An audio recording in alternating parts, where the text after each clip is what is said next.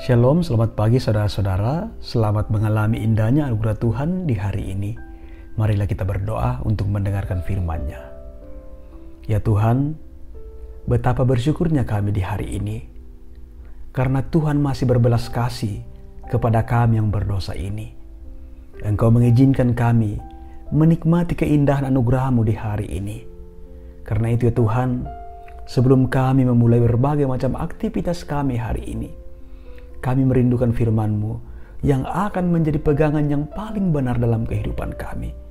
Ya Tuhan, ubahkanlah hati kami agar sungguh-sungguh terbuka mendengarkan firman-Mu, dan pada akhirnya dengan pertolongan Tuhan kami bisa melakukannya dalam kehidupan kami. Layakkanlah kami mendengarkan sabda-Mu di pagi hari ini. Dalam nama Tuhan Yesus firman yang hidup kami berdoa. Amin. Lukas pasal 11 ayat 27-28 firman-Nya demikian. Ketika Yesus masih berbicara, berserulah seorang perempuan dari antara orang banyak dan berkata kepadanya, "Berbahagialah ibu yang telah mengandung engkau dan susu yang telah menyusui engkau." Tetapi ia berkata, "Yang berbahagia ialah mereka yang mendengarkan firman Allah dan yang memeliharanya." Demikian firman-Nya. Renungan pagi edisi Rabu 6 Oktober 2021. Jangan mencemburui kebahagiaan orang lain. Saudara-saudaraku, ada ungkapan bijak mengatakan, jika Anda terlalu lama memperhatikan apa yang orang lain miliki, maka tanpa Anda sadari, Anda telah mengkerdilkan diri sendiri dan Anda telah kehilangan separuh kesempatan untuk lebih baik darinya. Saudara-saudara, Sewell Caughton, motivator dari Australia, meski fisiknya tidak sempurna, tetapi ia selalu bangga dengan kemampuan dirinya. Motivator bertangan satu ini pernah berkata, "Janganlah mencemburui kebahagiaan orang lain, sebab kamu sungguh tidak tahu apa-apa tentang semua yang telah ia jalani." Benar saudara bahwa kadang kita fokus pada bagaimana keadaan orang lain saat ini tanpa kita tahu proses berat yang pernah mereka lalui.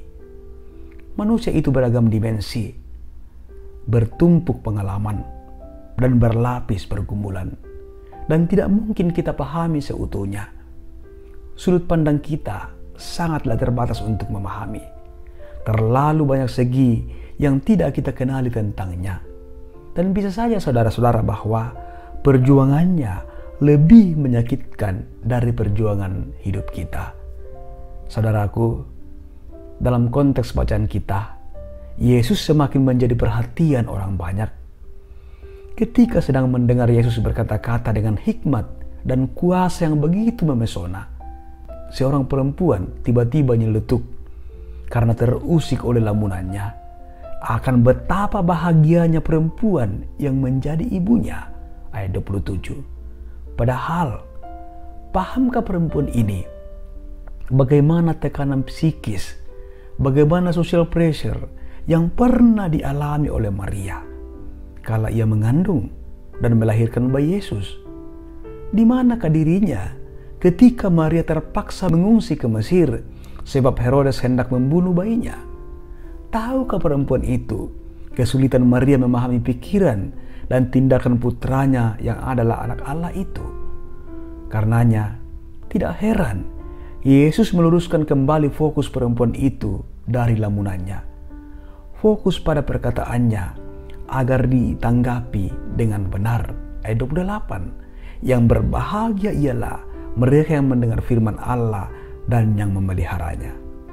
Saudara-saudaraku, harus kita akui bahwa kita sering terganggu oleh lamunan akan kebahagiaan orang lain. Betapa bahagianya orang itu, betapa indahnya hidupnya, karena dia memiliki ini dan punya itu, atau bisa begini dan bisa begitu. Padahal, andai kata kita diminta bertukar posisi sepenuhnya, belum tentu kita mau atau sanggup pada posisinya. Sebab yang kita cemburui hanyalah bagian yang enak saja, yang kelihatan indah menurut pandangan kita. Karena itu, jangan cemburui kebahagiaan orang lain. Jadi saudaraku, daripada menghabiskan energi dan waktu dengan lamunan yang tidak layak dan tidak penting, bahkan bisa merugikan kita, lebih baik kita menjadi diri sendiri dan mengoptimalkan potensi diri yang Tuhan telah karuniakan kepada kita. Dan itu akan membuat nilai diri kita menjadi lebih sehat.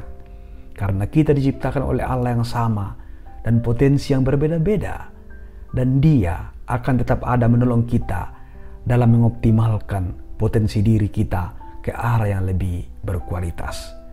Saudaraku, kebahagiaan diri akan sangat tergantung pada penerimaan diri sendiri dengan berbagai keunikannya dan diterima sebagai pemberian yang istimewa dari Tuhan. Terpuji nama Tuhan, haleluya, amin. Kita berdoa. Terima kasih Tuhan atas kemurahan-Mu yang melayakkan kami menerima firman-Mu hari ini. Dan biarlah semua pengajaran-pengajaran yang menghidupkan yang Tuhan izinkan kami dengarkan hari ini, Tuhan mampukan kami agar kami sungguh hidupi. Terima kasih Tuhan, kami semakin diteguhkan oleh Tuhan bahwa masing-masing kami ini adalah ciptaan Tuhan yang istimewa, yang Tuhan anugerahi dengan keunikan dan potensi diri masing-masing yang memang berbeda dengan orang lain. Dan potensi yang Tuhan berikan kepada setiap kami adalah bukti bahwa kami adalah ciptaan Tuhan yang sangat berharga. Dan biarlah Tuhan terus menolong kami sehingga kami semakin menerima diri kami, semakin menghargai dan mengembangkan, memaksimalkan potensi diri kami dalam tuntunan Tuhan sendiri.